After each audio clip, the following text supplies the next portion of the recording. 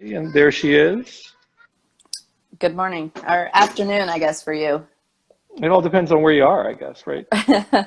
For sure. Willow, thanks for joining us. I was just giving everybody a little heads up that you are the proprietor, chief chocolatier, head cook, bottle washer, the whole thing, right? Mold, Yeah. mold, mold polisher, and hmm what other panache? Marketer, everything associated with Yeti Chocolates. Yep, it's all me.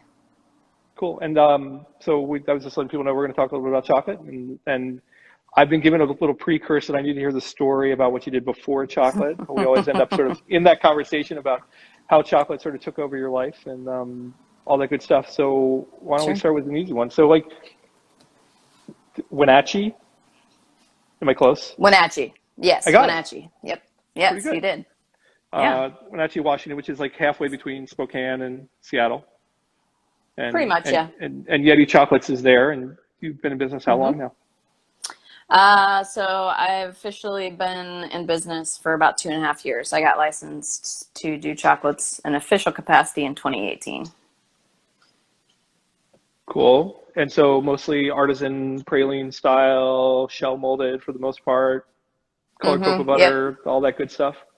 Yeah, I mean, I do shelled like shelled, slabbed, and rolled truffles, and then I also do some other confections. So I make marshmallows. I do caramel turtles. I've dabbled in the pâte fouille. Haven't been doing it a lot lately. I've been making my own candied ginger, which seems to be super popular, and then I have a line of chocolate bars that I actually got the molds from you guys, custom made. Cool. How many of Yeah. you are there how many of you are there at the shop normally? Just you or Yeah, I'm the one woman show of Yeti Chocolates. I sometimes have friends come and help me when I'm like elbow deep in chocolate for the holidays. They'll come and help me like label boxes or package things, and I pay them in chocolate. But yeah, it's all me. Everything associated with Yeti Chocolates is it's just me right now. you don't have a food background, so why chocolate? Like how'd you kind of get there? Like, and we'll get to the backstory in a minute. But I mean, like, I Yeah. mean, was it like, hey, actually we talked with somebody like a month ago. It's like I woke up at 2 o'clock in the morning and I knew I wanted to make chocolate for a living. Yeah, it wasn't, I guess it wasn't quite like that for me. What I like to say is I'd always kind of enjoyed dabbling in chocolate ever since I was younger, and like baking and stuff. My mom was a really good baker, and she used to make almond roca, for Christmas time. And so I remember she would always take the tray and put it out in the snow, outside to cool it real fast and then put chocolate chips on so nothing super fancy, but I do remember, kind of being in that realm when I was a child. And so then I went to college, and when I was in my junior year of college, like trying to figure out what the hell I was going to do with my life, I decided that I really loved baking, and making things with my hands that people enjoyed to eat. So I actually went to culinary school after I graduated college. And so I went to the Le Cordon Bleu program in Portland, which at the time was called Western Culinary Institute. I don't know what's called, or even if they have it now, because they were embroiled in a class action lawsuit recently. As we like to say around So here, a brouhaha. yeah, there was a A brouhaha for tad bit of sure. a brouhaha in the La Cordon Bleu. I had a bunch of Yeah, friends who were instructors, and it's sort of, like, sorry, you don't work here anymore. And we yeah, owe you money, but exactly. you're not getting that money, sorry, because we don't have any Yeah, money anymore. yeah, pretty much. So yeah, it's interesting because I did the patisserie and baking program there, which was 9 months, and although we tempered chocolate a lot throughout the program, what I do now is only a week's worth of class. So when I left school, I went into the restaurant industry, and because I was fascinated by plated desserts and plating desserts, but realized that plating desserts on a dinner service and designing plated desserts are two very different things. So the one like silver lining to that experience was that actually my boss was the one who introduced me to Eaglet, which got me into the the pastry or the chocolate side of life and introduced me to Gary Beale, who's been, kind of what would I say? She was somebody that I idolized for a really long time. I still do, but I know her quite a bit better now. So she's a spicy character who I love dearly. But yeah, so I mean, once I got exposure to Eaglet, I started, dabbling in chocolate a little bit more, and then decided that was kind of where I wanted to switch my focus. And so yeah, that's pretty much 2006 was when I decided Yeti Chocolates was what I wanted to do with my life. But Pacific Northwest was home? Is that the world? No, well, kind of. I'm on the edge of the Pacific Northwest. I grew up in Montana, and so that was where I started. We started in the Southwest and moved to the Northwest, and then I went to college in Idaho. So I was a vandal, for those of you out there who are UI people in the West Coast. Us East Coast guys, like Idaho, they're all kind of like, I got to be honest, like that whole section of the world is like, I've been to Yellowstone, right? Okay. So I've been to Bozeman. So my one Montana, I spent one night in Bozeman, and then I was in Yellowstone for a week, and then I spent, I came out through West Yellowstone, went through Idaho, and went back to Bozeman. Like that's kind of like my whole Montana story. That's it. That's all I got. Sorry. It's all good. Yeah. So I guess it kind of leads into how I got to Wenatchee. Is the big secret that the big reveal. I know. Dun, dun, the dun. big reveal. Dun, it's dun, got to be good now. Yeah. Like people have been like on their edge of their chairs, like, cool. What are we going to hear about? So basically, how I got into my previous career was that I had started it as a summer job in college, and then when I wanted to go, like when I decided that I wanted to have my focus be chocolates, I went back to wildland firefighting because I could fight fire in the summer and make chocolates in the winter. And so that's what I did for 10 years. I started on an engine crew in 2008, and then I moved to a hand crew in 2009 and was there for a few years. And then I took a detail, which is just basically like a temporary jump to another place for a little while to try something new out in 2011. And that's what got me to Wenatchee. The detail didn't work out. I actually overtrained and broke my hip. And so I didn't fight fire that year, but I got here to Wenatchee and loved it. So I stuck around. And then in 2013, I got my job in the Tetons. So I lived in Jackson for 6 months and lived in Wenatchee for the other 6 months. And so I went back and forth and flew around in helicopters and landed, got out, fought fire, got back in, flew away. So I did that for 5 years. And then, there had been a couple times when I had considered leaving and starting the business, and then things just didn't quite work out. And so it wasn't until 2017 that I decided that I really wanted to give it a shot. And so I worked 2 fire seasons back to back and got the financial stability to go out on my own. And I gotten high enough in the hierarchy within the Forest Service that I could leave, but still go back as basically a contractor. So that's what I do in the summertime now. Like I just got back from an assignment. Like for fun? Like ago. For fun? Like I'm going to go fight firefighters. Like I'm bored. Like we don't have a lot of chocolate to make this week, so I'm going to go.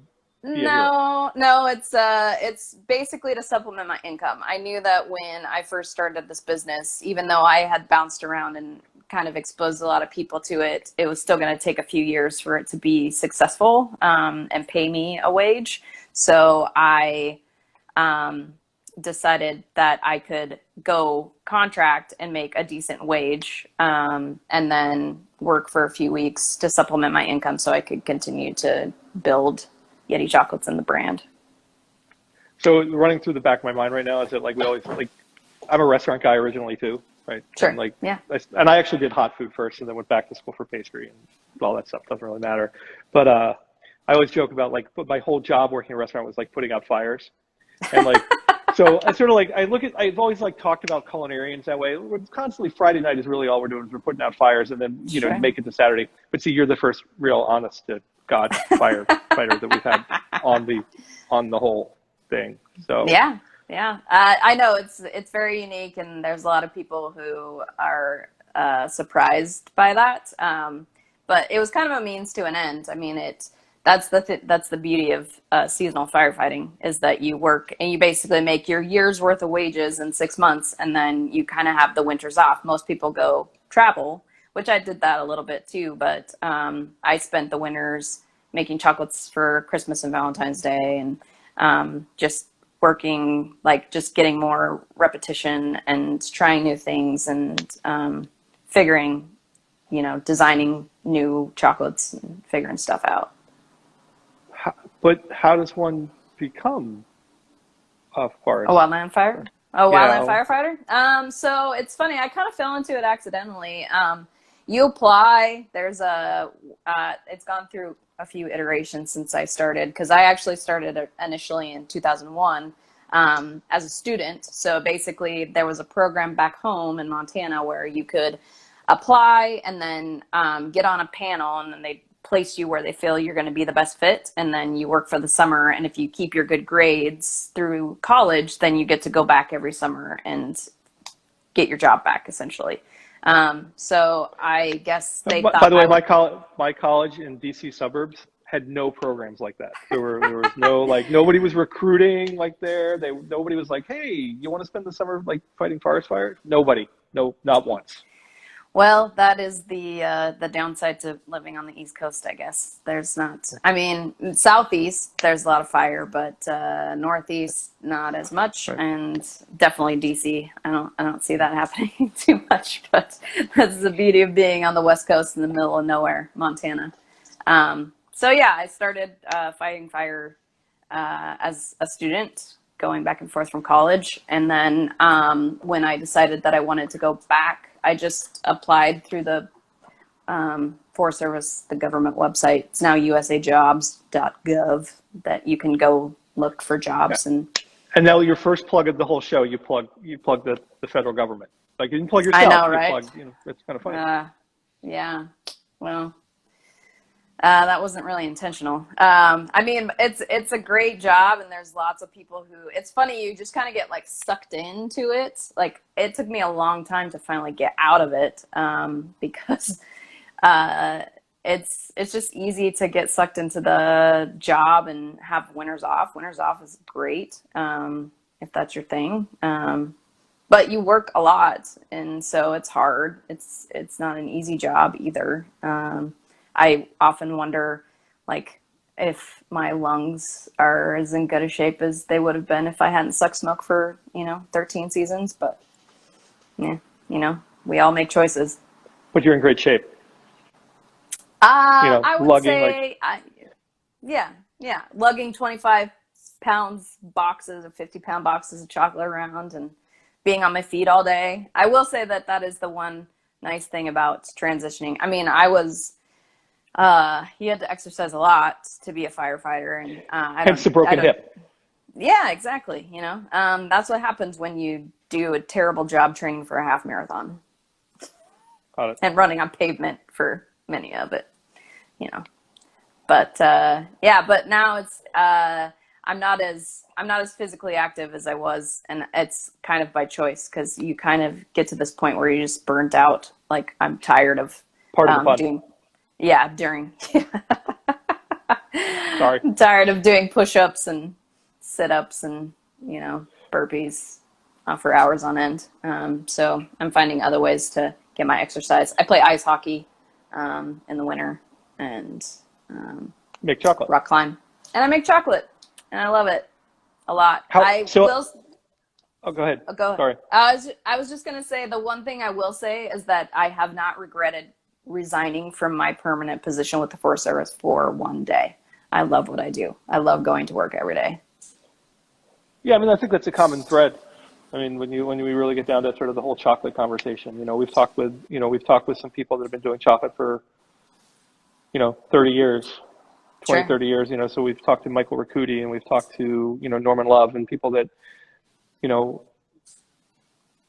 leaders, right, in the industry. Yeah, And we've sure. talked with people that have been, open less time than you have. And I think that the one common thread is that just a tremendous passion for chocolate and respect too, I think, just a great love. And I think those two things come together, passion and respect, For sure. Yeah. are the key. I mean, and I think that it's why, you said you're alone, right? I mean, in the shop fundamentally, right? So, you are the head cook and bottle washer. And if you want to polish a mold, it's you doing it. And it's also you, if you make a mistake, having to clean it up, right? I mean, I think we don't do that if we're not passionate about it, whether we've been doing it for a week or whether we've been doing it for 10 years or 20, And I think that's pretty cool about some of the people that, make this their vocation.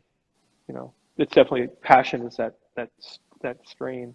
So yeah, for sure. I mean, it's funny. I've definitely had people say like, don't go into business with something that you're passionate about. And I kind of look at it as like, I realize I'm probably not going to be a millionaire off of this. And I work way more than I probably did with a lot of other jobs, but I find it very valuable to have something that you're really passionate about and that you go to every day, because it makes, I mean, you work most of your life, you might as well enjoy what you do.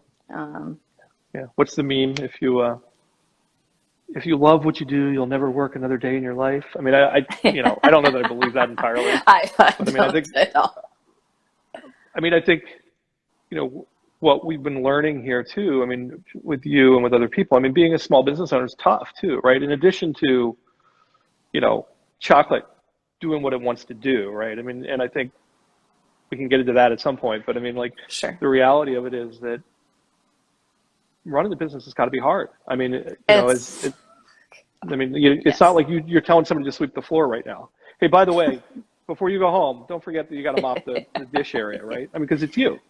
Yeah, totally. Right. Yeah, I mean, that is the one thing that I will say. Like, I figured that it was probably going to be hard, so I wasn't disillusioned in the fact that it would not be a challenge. But it is ridiculous how hard it is sometimes, because you have to, there's so many more aspects, like, and it's so funny because there's so many people who are like, there's gonna come a point when you're gonna have to step away and run this business, and it's like, no, like, honestly, I would love to find somebody to run the operational, like, legality, the business, the business side, so that I can just make chocolates. Like, that's why I started this business. It wasn't because I wanted to be the CEO of some big company.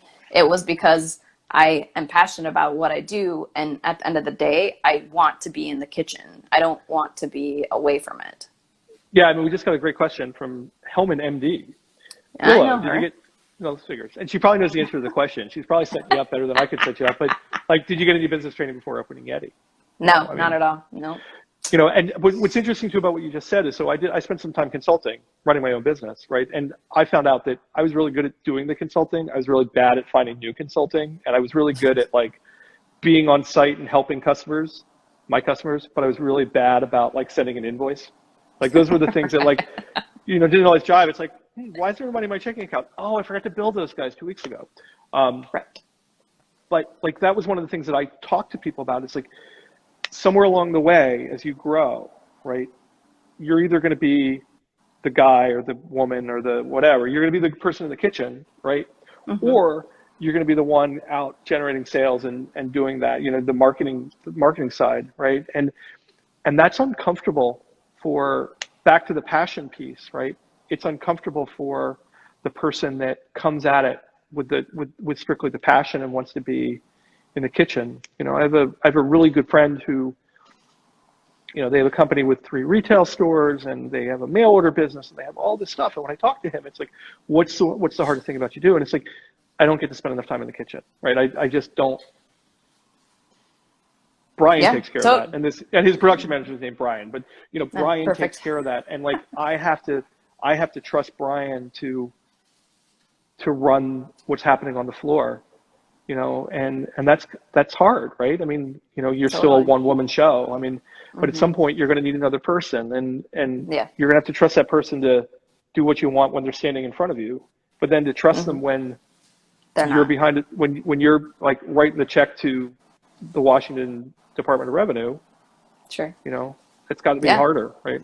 Oh, totally. And I think I mean, there's a couple points. One, I'm a terrible self-promoter. Like I can talk to you till the end of time about how passionate I am about my business, but like I'm in this business competition right now and we have to basically try and get people to vote for our business. And it is the hardest thing because I am not a person who likes to talk myself up and be like, you need to vote for me. Okay, I'll talk you up. Like, where do they need to go? For the 25 people watching, where do they need to go right now online to vote for you? So they go to yetichocolates.com/vote and it'll have a button that says vote now. And then you click on that button, it'll take you to the page. There's a little thumbs up at the top that you just push and it votes for me. All right, so go to yetichocolates.com. Can they get there? Was there somewhere on the front page to find it? Or do they have it is basically the first thing that you're going to see. It says support Yeti Chocolates by voting. All right, so go to Yeti. See, Yeti and there's Chocolates. Carrie telling everybody to give them the link. We just did Carrie, simmer down, like settle down. Here, I'm doing it right now. Let's see if I can do this and talk at the same time. So anyways, but I can talk for a minute. I can talk all day. Like, I don't have anything to promote. It's easy for me. Hey, I do actually have something to promote. So we did a whole new line of molds that are the Chef Series molds, and they're officially available right now. So marketing will now be happy with me because I've like done that. And Carrie says she already voted, and Bob says he loves you. You can do it every single day up until the 31st. You can vote every day. And that's the thing that's so hard. I'm not even paying, like I don't even go to the page to see how many likes I have because it just stresses me out because it just makes me feel like I suck at marketing, which is true. I'm not a very good marketer. I'm not a very good self-promoter. Unless you can get me talking about how much I love what I do. And then it helps people say, oh, I want to buy these chocolates. But the thing is like, it's hard because it's hard feeling that moment when you have to hire somebody. And that's what I want to do is I want to hire somebody to take over the marketing and business side of things because I feel like there's got to be people who are probably going to be better at it than I am. But at the same time, trying to translate how much passion I have to somebody else to have that passion and pass it on to customers without being pushy. Because that's something that it's like the antithesis of who I am. I don't like pushy salespeople, and I am not one of those. And I don't want my people to be that way either. But I think it's funny. Like we're Tomrick. You know, we're in the middle of this like rebranding website thing. It's like a project, right? It's not like it's lots of zeros and like lots of time and outside marketing firm and all this stuff, right? And it started with, like this survey, right? I'm like, yeah, I'll fill the survey out. And then, I get a reminder, hey, it's due tomorrow, right? So I flip it open and the thing's like 12 pages long, right? I'm just like, shit, like, right? So, because I've been around for a while and, like I do a lot of this stuff for Tom Rick. And so like, people around here trust me, which is crazy. But, so we start to fill that out and, everybody fills that out. And like, it's this collaborative thing. And I'm with you, like how do we, we as a business, right, Tom Rick, we've been around for a long time and we have a ton of information and people trust us, I think, right? But it's like without being the other side of that conversation, right, where it's a balancing act about how you're perceived. And if for us, there's 10 of us contributing to that conversation and there's a marketing firm with like 6 people doing the project, right? Sure. But for you, it's got to be, it's because it's a labor of love, really. Right? It is. It's what you love to do. Yeah. Transcending that for somebody other than you being the face is hard, right? I work with some other people that are 1 or 2 person operations and they are the business. They're the face of the business, but they also 98% of what's made is made by them. And the person at the register is their wife. And, it's a challenging kind of thing, For sure. So while we're talking about the business. Yeah. So there's all this stuff. How many pieces are in your case at any one time? Like how many different chocolate, marshmallows? So I do my chocolates on a seasonal basis. So every 3 months the menu changes. So I have 3 chocolates that are year round. They're my most popular. And then I have 5 that I make that rotate every 3 months. And then I have a dairy-free line as well. And so there are 6 chocolates that get swapped. Well, 3 of those get swapped biannually. And then there's 3 that stay static. And then I have generally 4 chocolate bars available at all times that kind of rotate through seasonally. And then I do one type of marshmallow every season. And then candied ginger, I try to keep it available year round, but it's hard because it is probably one of the most labor intensive things that I do. Besides my s'mores bonbon, that one is probably the second most labor intensive thing that I do. So it's one of those that's kind of like hit or miss. It's there and then it's not. What's the most popular piece in the case? It's tough because I would say probably the dark salted caramel has become the most popular piece for the year round. For right now, for summer, the s'mores piece is by far the most popular piece that I make. Never fails. The hardest to do. Yeah. Most popular. Exactly. Yeah. Right. Of course. Well, I mean, because I try to make everything from scratch as much as I can. So I make the graham crackers from scratch. I make the marshmallows from scratch. I toast both sides of the marshmallow before I cut it and dip it. And so and then you have to basically like you toast the marshmallow and then you put the ganache on and then you cut it and then you have to attach the graham cracker to the ganache and then I do a 3/4 dip. And then I brush the top now with cocoa butter so that it keeps the marshmallow from getting firm too fast. So, I mean, it's stupid. It's stupid how ridiculously labor intensive. And there's going to be a point where I'm going to be like, I can't do this anymore because it just takes too much time. But people freaking love it. So for now, I'm just going to go with it. So Carrie, to answer your question, what's the most labor intensive part? All of it. You have to peel the ginger and microplane it, and then you boil it, and then you candy it. And then you have to spread it out so it doesn't become a big old glom of stuff. And then you have to, I let it set out so I don't have to resugar it, mainly just because it's one less step I have to take. So. And then do you coat it, or do you just?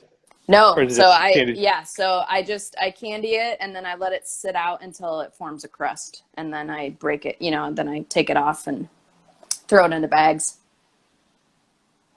Got it. So Eric, I see a question. I could see a question earlier about, how many people. You said basically it's you.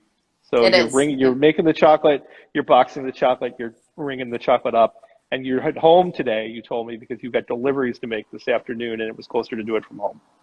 Yes, it's that, and I don't have Wi-Fi out at the shop, so and then the cell phone reception sometimes is hit or miss. So I felt after last week's conversation, it would probably be a better idea to just do it at home where I have really good Wi-Fi. I would have stuck with you. Just said deliveries to make. It sounded cooler. Well, yeah. Yeah, you have deliveries to make because you're like. Oh, I got deliveries. Yeah, which I do. I'm actually delivering to a new business today, so I'm pretty excited about that. Okay, so these are the pieces that worked. What was the piece that you made was sure was going to be great and it didn't work? There's got to be one. Oh, I have tons. It's funny because when I was first getting started, when I worked at the restaurant, we did this Valentine's dessert, and we had these meringue. They're basically triangles. So they were these rose water meringue triangles, and then we sprinkled pink peppercorn on it. And it was just so fancy and tasted amazing. And I was like, I want to make that into a chocolate. And so I tried, and it was an utter failure. Like, it barely tasted like rose, and it was just like super peppery, and it tasted like crap. So that was one failure early in my career. Recently, I struggled to make a Guinness bonbon just because it's so hard to get Guinness for it to taste, like Guinness in a chocolate. My little trick on that is that you add it when you add the butter. Interesting. The challenge with that is that it changes the water activity, and the Right. shelf life goes from like 4 weeks to about 3 hours. 3 hours, It's not right? quite 3 hours. It's not quite Right. 3 hours, but I mean, it does get a little, it gets a little squirrely. I mean, the beauty for Sure. me is when I write a recipe, I don't have to like worry about selling it in a month. It's like, tastes good now. Yeah. Perfect. Put it on Yeah. the website. We're good. Right. You And know, I I mean, mean and I think, that's a challenge as well. Just shelf life. right. I mean, so everything's fresh. I mean, your shelf life is probably 3 weeks, 4 weeks max on anything. Yeah, I get about 5 weeks, but I think that they can go longer, but I generally don't like to. If I can sell them sooner than I do, I Right. will. Yeah, I try not to use like invert sugar is really my only preservative. That's Right. like I try to use fresh ingredients. I don't like to use any other artificial or like any not even artificial, but any other type of preservatives. Like I'm not a sorbitol type of individual. It's just not my jam. So yeah. Yeah, my sister's been working on this recipe that, there's she's got a cake recipe from her past that she's like trying to recreate that in this in a praline, right? And so there's this pat of fouille layer, and there's a ganache layer, and there's a nut layer, and like we've spent a lot of time in this kitchen talking about sugar, like and talking about what does sugar do in formula. And I realized that as much as I feel like I have a decent understanding of sort of the science of this stuff, like we come across a new problem, and now we're like sharing recipes about pectin. Like, Right. I got a cool email the other day, like moments before we started, about pectin. And like, if we use this pectin, how can we lower the calcium? And then we can do this with it. And, it's sort of, I think what's cool about what we do is there's this level of science in addition to that art and For the sure. love, obviously. And if Totally. we can sort of dumb luck through it, right? And like we can make something that doesn't work and we change it and then it works and then we follow that rule. But if we don't know why, we can't dumb luck it again, right? Totally. So, Yeah. So Ruth, I'm sure that you're baiting me, but right now the most indispensable piece of equipment that I have in the shop is, of course, my Easy Temper. Um, okay, you've already given. Okay, so now you've plugged the forestry service, you've plugged USAjobs.com, you've plugged Carrie, and now you've plugged Carrie again, and you've only I mentioned know. your vote for you once. Like I vote for know. you, you Again, know. see, I'm a terrible self-promoter. It's awful. All right. So that's a great question. The question is, what piece are you most proud of and why? I was going to ask you what your favorite piece in your case is right now, and then you can tell me like what the piece you're most proud of. So I would, man, that's a hard one because there's a few pieces that I'm pretty proud of. Right now, probably the one I'm the most proud of is I'd say probably either my s'mores or my creme brulee. My creme brulee is pretty awesome. Just the taking the steps that I've taken to get it to where it is. If you follow me on Instagram, you can see the photo. I just posted a photo of it yesterday, I think. And your Instagram page, while we're talking about it, is at Yeti Chocolates, one word, with one T for Yeti, by the way.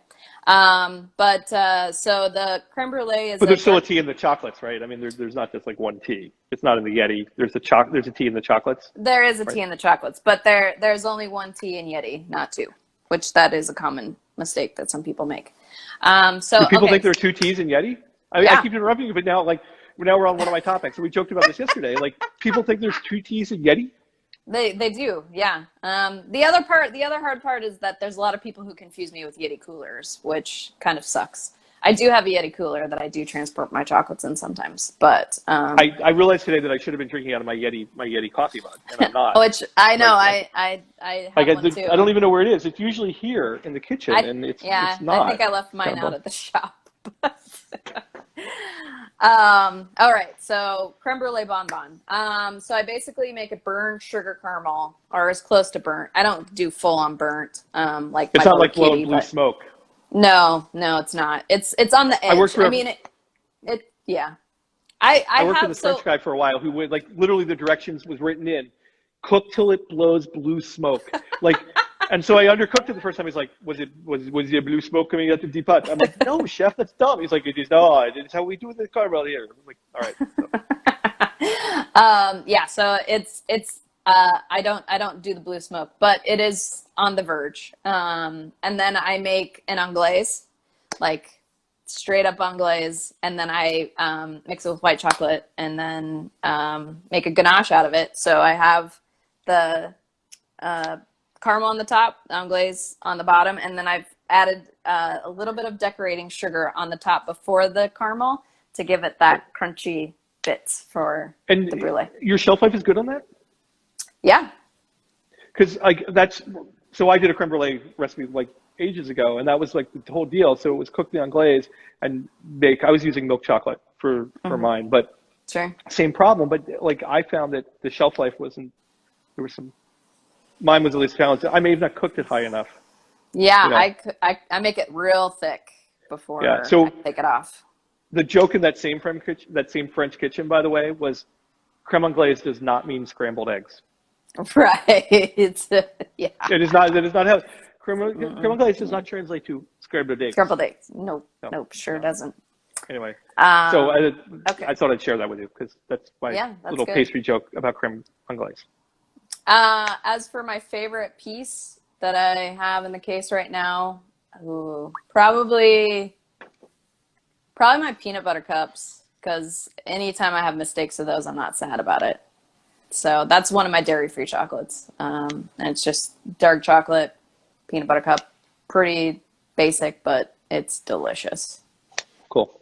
So I know who that is. I know that's Bob. And I know you and Bob are friends. I'm assuming you and Bob are friends because you work in that little circle. Mm-hmm. But Bob's asking about how Yeti How I came up with the name. Yep. And you and I were talking yesterday about Yetis. Because I'm a big fan of the Bigfoot. Sure. Right. I believe in Bigfoot. I think Bigfoot's there. And you and I were talking about that. I like in my head, Yeti. We had a whole talk about this. Like, yes, Yetis are Yetis. Yeti is Yeti, and Bigfoot is Bigfoot. So two Bigfoot, one Bigfoot. And I asked if it was Big Feet, and you kind of scoffed at me. Like that was a really dumb question. Yeah, it's just Bigfoot. But Sasquatch. In theory, you should be like either Sasquatch or Bigfoot chocolate, not Yeti chocolate, because Yeti imply that you're like in the Himalayas. In my head. True. Yeah, for sure. But anyway, so that's the whole time. Like where did Yeti chocolate come from? How did I get my name? Yeah, so Yeti chocolate came from when I was in college. I took a ceramics class, and so for our final project, we had to do a shoe and something else. And so I did basically a model of my snowboarding boot I had at the time with a Yeti popping out the top. And so when I was trying to come up with my name, my boyfriend at the time was like, you should do something mythical, like Kraken chocolates. And so I instantly thought of my Yeti, and that's basically the inspiration. That's how Yeti Chocolates was born. And I still have the Yeti sculpture. And I did last winter, I got to do this like pop-up display that was static for a month around Christmas. And so I actually had the Yeti displayed in the shop. You need to do them out of chocolate. You need to like do a chocolate snow boot and like a Yeti popping out of the top. So I'm not a big chocolate sculpture person. I actually have a big aversion to chocolate sculptures because I just feel like it's a huge waste of chocolate. But I appreciate the art and the craft. It's just not my jam. You can do it all the time, like with all your free time, though. Like between right, because I have so much free time. Between making sure the Washington Department of Taxation is paid, cleaning up the dish area, and like making all the caramel, right, and the anglaise. Totally. You've got plenty of time to like practice like the showpiece work. Exactly. Which reminds me, I need to do my sales tax. Well, I don't have to do sales tax, but I have to report my taxes to the state at the end of this month. So thank you for the reminder. That's what we're here for. So 2 questions. Was Chef Louisa one of your teachers? Nope. No, so there was no takeaway from him. So no. And then so what's like your first food? Like, where's your first food memory? Like, where's your first chocolate memory? How's that? Like, how old were you? What was going on? That kind of stuff. I mean, I feel like it kind of goes back to what I talked about earlier, where it was honestly like my first. I have lots of bad food memories. My mom was a very She called it the no thank you helping with food. So even if you didn't like it, you had to take a small portion. And so there's this one time. We had a one bite rule in my house. You had to have Yeah. one bite, no matter what, one bite. Yeah. Like, So she used to make these like pork shoulder spare ribs with sauerkraut, which I liked the pork, but I did not like the sauerkraut. But I always had to take this no thank you helping. And there was this one time when I was just like, I can't deal. So I just like loaded it up with mustard and ketchup and all these terrible things. And then she was like, well, now you got to eat it. And it was it was such a terrible moment in my life. Yeah, I have a lot. So there's a lot of bad food memories, but some good food memories. It's kind of like the almond roca. You just remember my mom used to make that when we were, for Christmas time. She also used to do these like townhouse crackers with peanut butter in the middle, and then she would dip them in almond bark, and those were awesome. She used to make a lot of cookies and pies. Cherry pie was still one of my favorite pies to this day. So yeah, there's a lot of good food and bad food memories. As for chocolate, the question that you're going to ask towards the end, with what chocolate bar or what piece of candy I would buy. okay, now you're like stealing this is my gig. This is like look, it's on the board. It's written on the board. Okay, let me at least ask it. So you're like, you finish up the deliveries later this afternoon, and you're stopping. You're putting, I got to put a couple gallons of gas in the truck. That was me making an assumption. How's that? You like that I just like put you in a truck? I do in a truck, but the car has air conditioning, so that's what I drive when I make deliveries. Got it. Okay, cool. Respect that. So you're like, you need a couple gallons of gas in the subcompact, and like, so you stop, you get the gas. You walk in to get a bottle of water, because I've made that mistake before, right? Like said, like you get a Diet Coke and somebody took it, like, I don't drink Coke. Whoa. So you're headed back to the register to pay for your gas, because like you probably didn't have to prepay, being from sort of the middle of nowhere. Like we have to prepay before we put, Oh yeah, we have to prepay for sure. But yes. Okay, I stand corrected. There was me making assumptions again. It was me like doing the whole Twin Peaks thing. Right. I'm not quite there. It's not quite they're more on the West Coast. And so you're wandering the register. You're in the candy bar aisle, the mass market candy and chocolate aisle, and you decide you're going to have one. Which one do you get? Twix. Is it a candy bar or is that a cookie? It's both.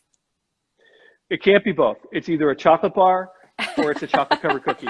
It can't. This is so the joke about. See, now you're getting too in the nitty gritty about it. See, you've questioned everybody's answer, because what about a Twix bar or a Kit Kat? Kit Kat's what? Is it a cookie or is it chocolate?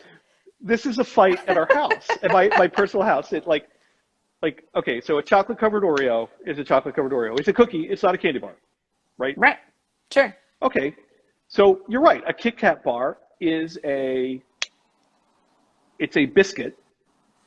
It's a layered biscuit that's then coated in chocolate, right? But there's a caramel layer to it, so it is a layered caramel cookie bar. I'm arguing that maybe that the Kit Kat bar might be a chocolate covered cookie too. Like, don't get me wrong. I'm not disagreeing with you, but by that mentality. If I coat the Oreo in caramel, does it become a candy bar? Or is it still a chocolate covered cookie with caramel in it?